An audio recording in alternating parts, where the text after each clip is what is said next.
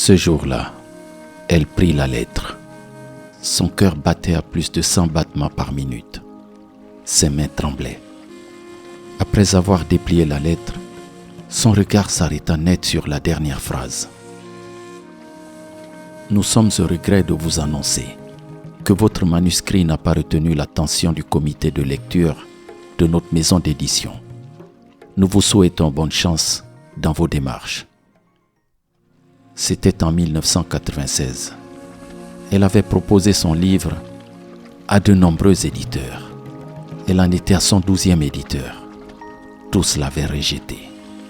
Au fond d'elle, les sentiments de désillusion, de doute, de confusion s'entrechoquaient. Nous sommes nombreux à avoir connu ces moments où nous nous sentons poussés dehors, retirés du monde de l'utile et simplement rejetés. Ces moments où nous attendons un oui et on reçoit un non. Où on attend un bienvenue à toi et on reçoit un je ne veux pas de toi. C'est cela le rejet dont nous allons parler. Que tu sois un homme qui déclare ses sentiments à une femme qui te rejette ou l'inverse, que tu sois à la recherche d'un emploi, à la recherche d'un crédit ou d'un logement, à travers cet enseignement, j'aimerais te dire que le rejet peut être une grâce, une bénédiction, une opportunité de trouver la porte qui t'attend au lieu de vouloir forcer la porte qui t'est fermée.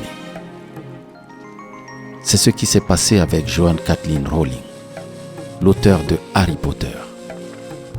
Après avoir été recalée par 12 grandes maisons d'édition, elle finit par trouver son bonheur là où personne ne l'aurait imaginé dans son entourage. Aujourd'hui, J.K. Rowling est une écrivaine célèbre et riche.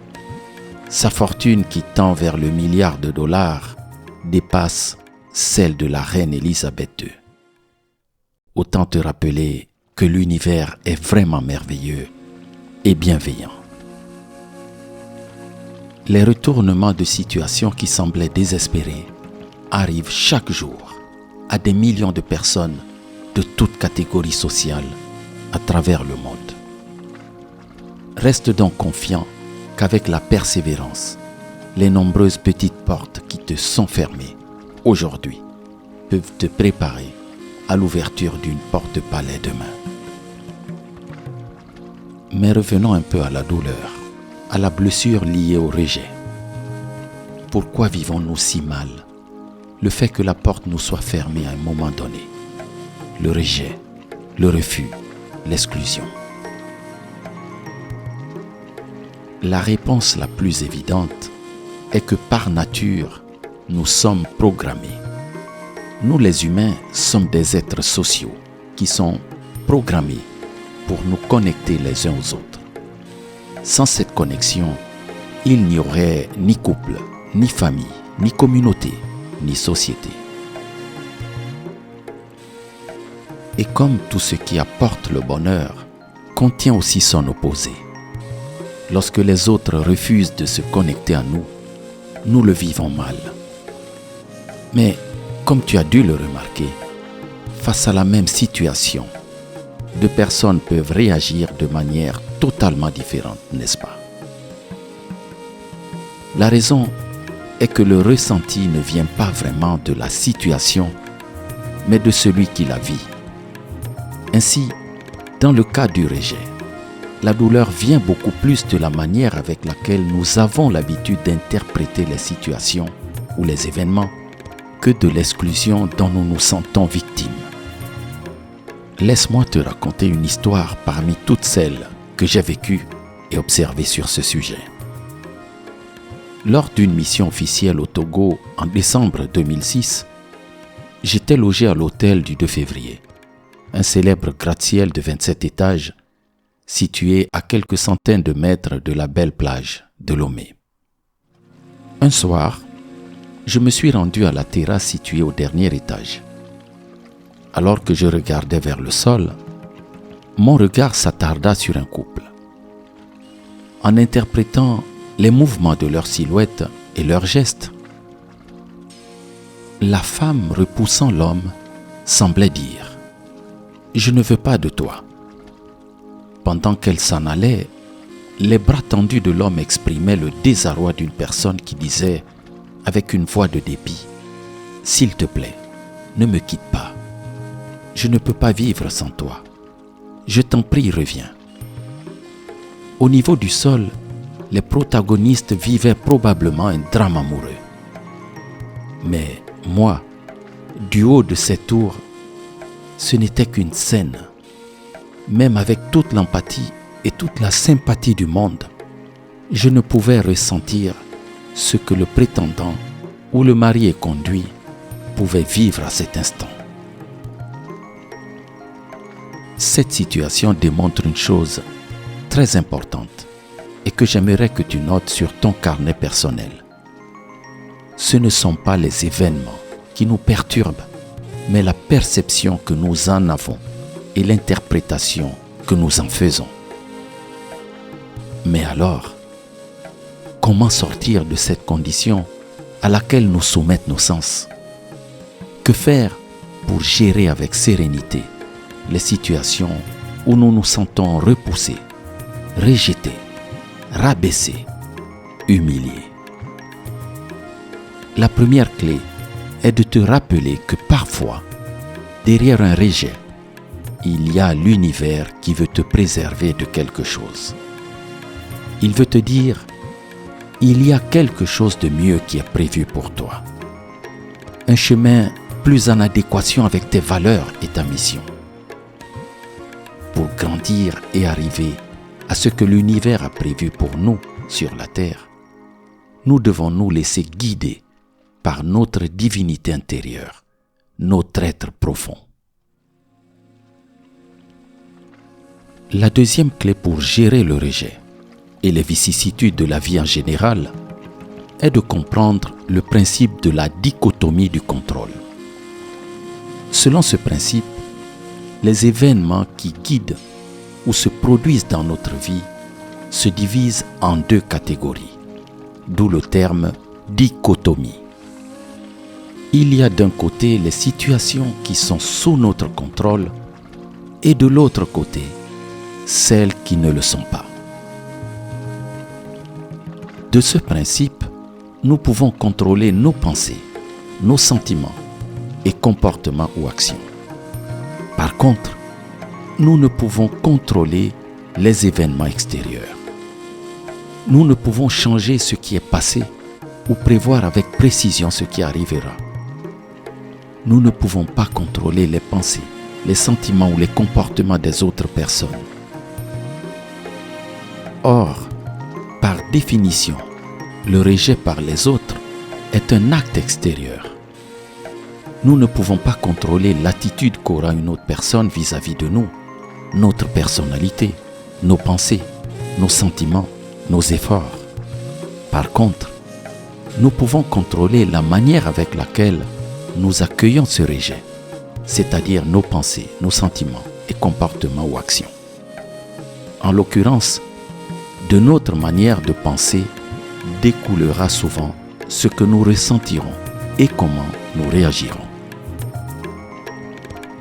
Cher ami, j'aimerais te rappeler que la compréhension du mécanisme du rejet est un sujet extrêmement important si tu veux éviter un jour de te faire du mal ou faire du mal à autrui inutilement. Pour la psychologie moderne, le rejet fait partie de la famille des 5 blessures émotionnelles avec l'abandon, l'injustice, l'humiliation et la trahison. Mais si tu es préparé, le rejet peut être l'occasion de te forger un caractère et d'exercer ta résilience. Préparer veut dire informer, former et entraîner. Un enfant à qui les parents n'ont jamais rien refusé est un enfant qui n'est pas préparé au rejet. Il ne sait pas ce qu'est le rejet. Et la première fois qu'il va le vivre, ce sera une nouveauté, un phénomène inconnu pour lui. Il sera surpris, déstabilisé, perturbé, voire choqué. Il le vivra comme un drame, un échec personnel. Au contraire, pour un enfant qui a été préparé, ce sera du déjà vécu. C'est exactement comme celui qui s'est entraîné à soulever des haltères. Son corps est apte à endurer l'épreuve physique. Tandis que celui qui n'a pas l'habitude de l'exercice physique est plus exposé aux douleurs, courbatures, accidents et troubles musculaires ou squelettiques. Cher fédéralien, chère fédéralienne, tu as le pouvoir d'éliminer le poids émotionnel du rejet et de transformer la blessure du rejet en une opportunité pour apprendre, pour grandir et développer ta résilience. En effet, les expériences de rejet fournissent des occasions cruciales d'apprentissage, car elles amènent souvent à une réflexion profonde sur soi-même et sur la façon d'améliorer ses relations. Le rejet peut être un catalyseur pour comprendre nos propres comportements et pour développer des compétences relationnelles plus robustes.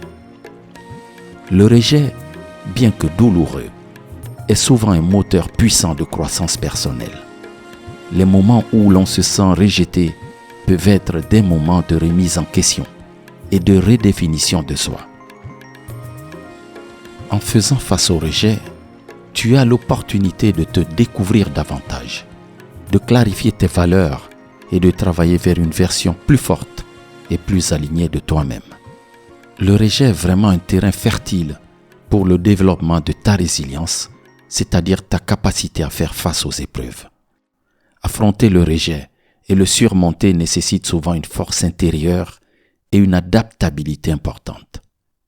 Chaque expérience de rejet surmontée renforce ta capacité à rebondir face à l'adversité et fortifie ta résilience émotionnelle et psychologique. Si tu es à la recherche d'un emploi et que ton CV ne retient pas l'attention des recruteurs, demande-toi, que dois-je apprendre de ce rejet? Comment puis-je améliorer mon CV? Comment dois-je le présenter la prochaine fois? Au lieu de te laisser écraser par les émotions négatives du rejet, concentre ton énergie sur la manière avec laquelle tu vas capitaliser cette expérience pour améliorer ton résultat à l'avenir.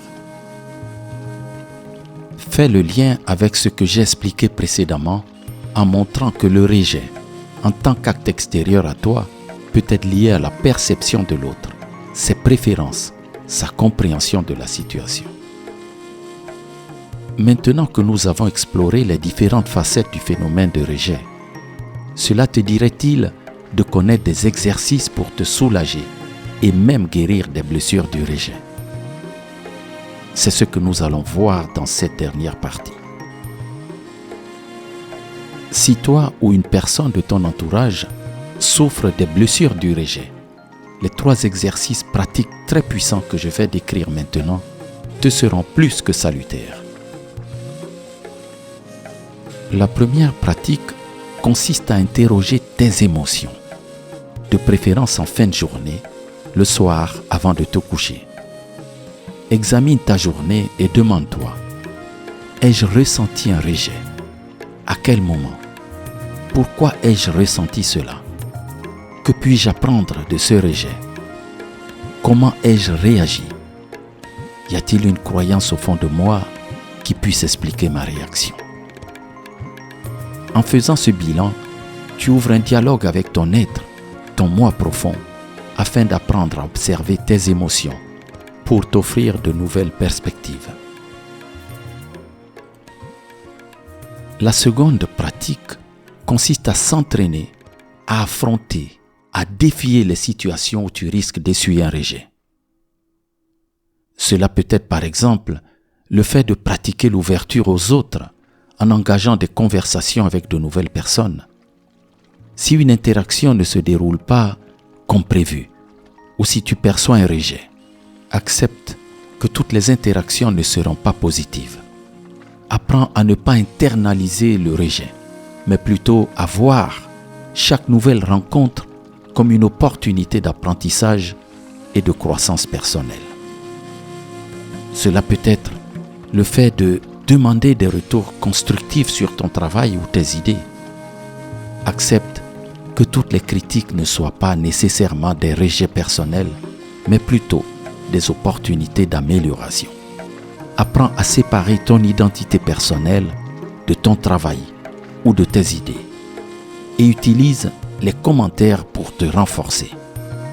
En faisant cet exercice, ne t'attends pas à obtenir une acceptation ou une adhésion de la part des autres, mais voici le moyen de développer ta résilience face au rejet. La troisième pratique consiste à aller te connecter à tes ressources intérieures les plus pures, en entrant en toi, à la rencontre de ton être, de ta divinité, pour qu'elle t'aide à régénérer ton subconscient. Comme je te l'ai déjà expliqué dans mes enseignements de métaphysique, une pensée se compose d'une part de connaissance et d'une charge sentimentale. C'est le sentiment, l'émotion, la foi que nous accordons à notre pensée qui donne le pouvoir à la pensée. Si tu accordes foi à ce que tu penses, ta pensée se manifestera. Si tu accordes foi à ce que tu dis, tu recevras le fruit de ta parole. Ce que tu penses se manifeste. Ce que tu dis, tu le reçois. Tu as le pouvoir d'améliorer ta condition physique et même de guérir des maux dont tu souffres depuis des années. Mais tu dois y avoir pensé et tu dois croire toi-même en ta restauration. Voici 3 pensées que tu dois avoir constamment à l'esprit et qui vont t'aider à surmonter le rejet. Je suis dans cette enveloppe corporelle et sur cette planète pour apprendre, y compris à travers le rejet des autres.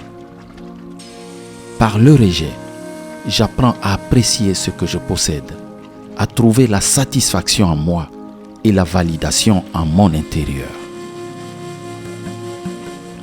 Le rejet est une opportunité pour m'auto-perfectionner et me forger face à l'adversité. Avant de nous séparer, j'ai le plaisir de t'annoncer que si tu veux toi aussi édifier et fortifier les autres auditeurs de la communauté Fédéralitude, tu peux nous poster un témoignage vocal que nous publierons avec grand plaisir sur cette chaîne. C'est l'occasion pour toi de sortir de ta zone de confort en utilisant ta voix pour aider les autres à mieux se sentir, à surmonter leurs difficultés existentielles en partageant avec eux les résultats, les changements, les transformations que tu as vécues de toi-même dans ta vie depuis que tu suis les enseignements de Fédéralitude. Dans l'attente et la joie de t'entendre, je t'envoie un maximum de lumière. Que celui qui renouvelle les mondes à chaque instant soit toujours la source inépuisable de ton inspiration. C'était ton ami Josébert sur Fédéralitude, la communauté.